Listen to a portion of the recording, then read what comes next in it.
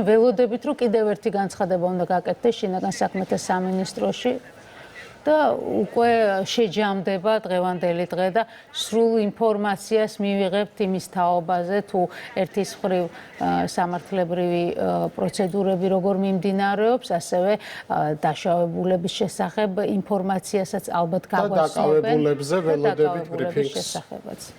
მოგესალმებით. შინაგან საქმეთა სამინისტროს თანამშრომლებმა პაატა ბურჭულაძე, მურთაზ ზოდელავა, ირაკლი ნადირაძე, პაატა მანჯგალაძე და ლაშა ბერიძე დააკავეს. მათ ბრალად ედებათ საქართველოს კონსტიტუციური წყობილების ძალადობით შეცვლისკენ ან სახელმწიფო ხელისუფლების დამხობისკენ მოწოდება, ასევე ჯგუფური ძალადობის ორგანიზება, ხელმძღვანელობა და მასში მონაწილეობა. დანაშაულები 9 წლამდე ვადით თავისუფლების აღკვეთას ითვალისწინებს. სამართალდამცველების მიერ მოპოვებული მტკიცებულებებით, ასევე სხვადასხვა მედია საშუალებით გავრცელებული ვიდეო მასალის შესწავლის შედეგად დგინდება, რომ თავისუფლების მოედანზე მიმდინარე აქციის დროს ორგანიზატორების მხრიდან ძალადობრივი შინაარსის მოწოდებები გახმოვანდა. ასეთი მოწოდებები ხმოვანდებოდა მიმდინარე წლის 4 ოქტომბრამდეც. შინაგან საქმეთა სამინისტრომ აქციის მონაწილეების მიმართ გაავრცელა არაერთი მოწოდება, რომ შეკრება მანიფესტაცია ყოფილიყო მშვიდობიანი და არ გასცენოდა კანონით დადგენილ ფარგლებს. თუმცა საპროტესტო აქციაზე გახმოვანებული ძალადობრივი მოწოდებების შემდგომ აქციის რამდენიმე მონაწილემ და ორგანიზატორმა ათონელზე მდებარე პრეზიდენტის სასახლის ჯებირები გადაანგრიეს და პრეზიდენტის სასახლის დაკავება სცადეს. გამოძიება სისხლის სამართლის კოდექსის 317, 322, 222, 225 და 197 მუხლებით მიმდინარეობს.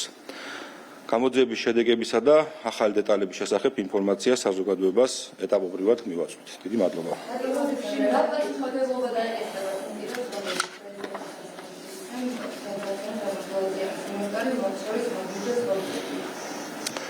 იცით რომ შინაგან საქმეთა სამინისტროს დაწყებულია გამოძიება, ხდება ყველა იმ საჭირო ფაქტობრივი მასალის მოპოვება, მტკიცებულების მოპოვება, ჩვენ ყურადღებით შევისწავლით ყველა იმ პირის მონაცემებს, ვინც მოწოდების გაკეთებამდეც იმყოფებოდა ადგილზე, ასევე ვინც შემდგომ გადაადგილდა, ასევე სრულ კადრებს შევისწავლით და შესაბამისად თუ ვინმეს პასუხისმგებლობა გამოიკვეთება, ყველას მიმართ დადგება შესაბამისი სისხლის სამართლებრივი გადაწყვეტილებები.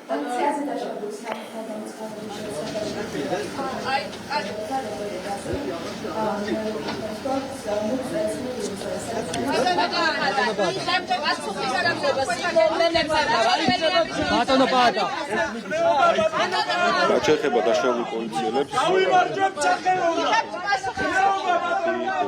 დაშავებული აქედან 30 აქვს სულკი დაზიანება, ერთს აქვს მძიმე დაზიანება, მაგრამ საბედნიეროდ უნდა ითქვას, რომ ეს არის სტაბილური მდგომარეობა და ერთს აქვს საშუალო სიმძიმის დაზიანება.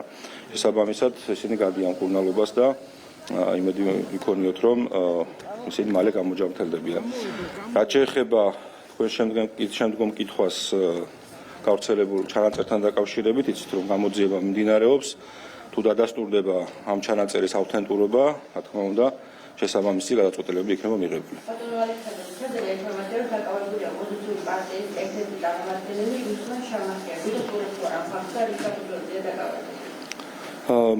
მის დაკავების ფაქტს გიდასტურებთ, გამოძიება მიმდინარეობს 236 მუხლით, რაც იარაღის უკანონო შეძენა შენახვას გულისხმობს, ეხლაც მიმდინარეობს ღონისძიება და დეტალები მოგვიანებით გახდება ცნობილი.